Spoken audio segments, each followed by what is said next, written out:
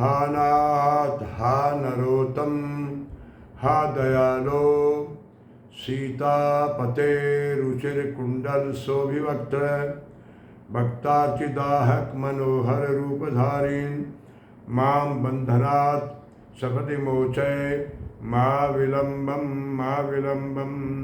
ऋषियावर रामचंद्र की जय। सभी भाई बहनों को नमन। प्यारे भाइयों बहनों, आध्यात्म की शुरुआत आदमी के आत्मचिंतन आत्म परिष्कार से होती है। ईश्वरीय चेतना को प्राप्त करने के लिए हमें सबसे बड़ा जो सूत्र है वो है समर्पण। बिना समर्पण के ब्रह्मी चेतना जीवात्मा को अंगीकार नहीं करती। भगवान गीता में कहते हैं 12वें अध्याय में, मय्यावेश्य मनोये माम नित्युक्ता उपास्ते श्रद्धया प्रयोपेतास्ते ते युक्तमता। यानी हे अर्जुन, जो मेरे लिए ही मेरे में मन लगाता है, जो मेरा ही चिंतन करता है, मुझे ही समर्पित करता है, वो मुझे अति प्रिय भक्त लगता है। ये समर्पण योग सबसे बड़ा योग है। भारतीय संस्कृति में योग के बारे में बहुत कुछ विशद रूप से लिखा गया है। पतंजलि योग दर्शन में, पतंजलि में अष्टांग योग की बात कही है। गीता में 3 योग, भक्ति योग, कर्म योग, ज्ञान योग की बात कही है। ये सारे योग के अनेक रूप हैं, लेकिन सबसे बड़ा योग है समर्पण योग। जब तक भक्त अपने परमात्मा को अपना समग्र समर्पण नहीं करता, पूरा समर्पण नहीं करता, तब तक वो परम चेतना को, परम धाम को प्राप्त नहीं हो सकता। जब तक उसके अंदर मैं का भाव रहता है, ये काम मैंने किया, ये अहंकार की भावना रहती है, तब तक ईश्वरीय चेतना को, ईश्वर को हम प्राप्त नहीं कर सकते। भगवान किसको, भक्त किसे कहते हैं? भक्त उसे कहते हैं जो विभक्त नहीं होता है। भक्त कभी विभक्त नहीं होता, भगवान से जुदा नहीं होता।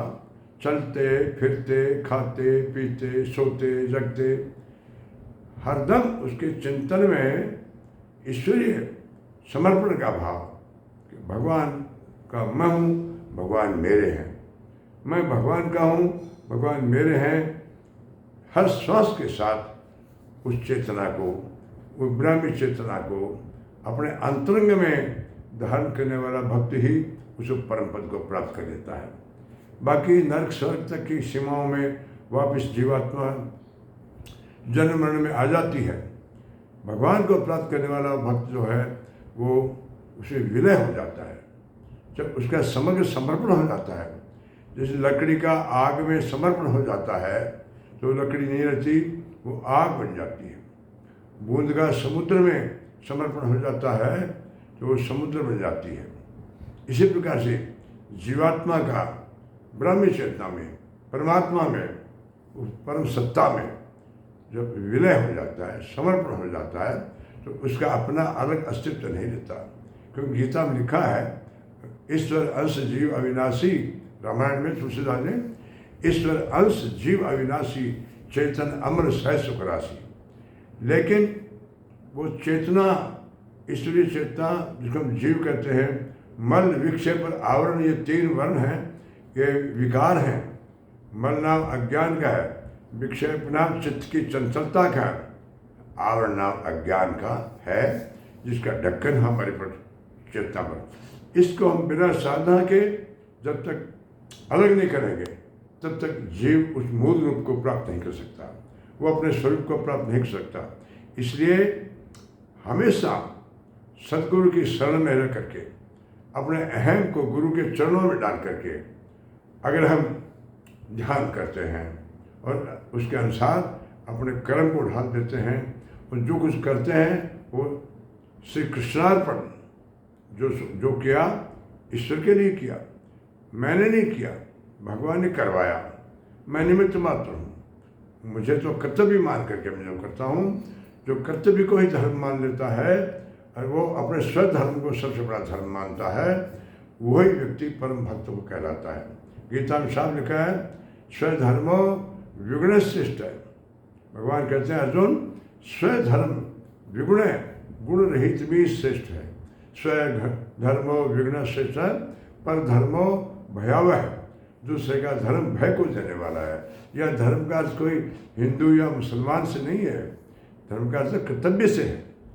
जो हम कर्तव्य करते हैं, जिस काम के लिए भगवान ने हमको भेजा है, वो कर्तव्य ही धर्म है।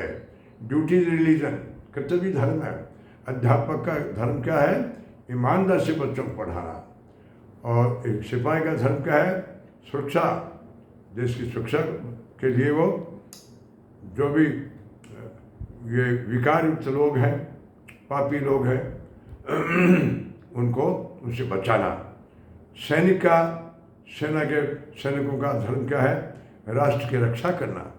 तो ये कर्तव्य ही धर्म कहलाता है। इसे स्वधर्म, एक अध्यापक का स्वधर्म पढ़ाना है, वो विगुण श्रेष्ठ है। अगर उसमें कोई कमी भी है तो श्रेष्ठ कहलाता है। पर धर्मों का भयाव है, दूसरे का धर्म भय को देने वाला है। जैसे एक अध्यापक है, वो राजनीति में हिस्सा लेता है, ये अच्छी बात नहीं है। एक सिपाही या पुलिस वाला या एक जज, जिनको जो काम दिया गया है वो उसको ईमानदारी से करे, यही धर्म है। और इसी धर्म का पालन करते हुए व्यक्ति भगवान को समर्पण करते हुए प्राप्त कर सकता है। इससे सबसे बड़ा योग है समर्पण योग। और ऐसा योग किया था, 100% समर्पण किया था हनुमान जी ने। बाकी भक्त बहुत हुए हैं, किसी ने 50% किया, किसी ने 90% किया, 100% समर्पण केवल हनुमान जी ने किया, जिन्होंने छाती फाड़ करके भगवान को दिखा दिया। इसे भगवान कहते हैं कि हनुमान मुझ में है, मैं हनुमान में हूँ। हनुमान और भगवान राम में कोई अंतर नहीं है, दोनों एक रूप हैं, एक दूसरे में समा जाते हैं। ऐसा अगर समर्पण हमारा हो तो अवश्य ही हम परम पद को, हमारे लक्ष्य को प्राप्त कर सकते हैं। बहुत बहुत धन्यवाद।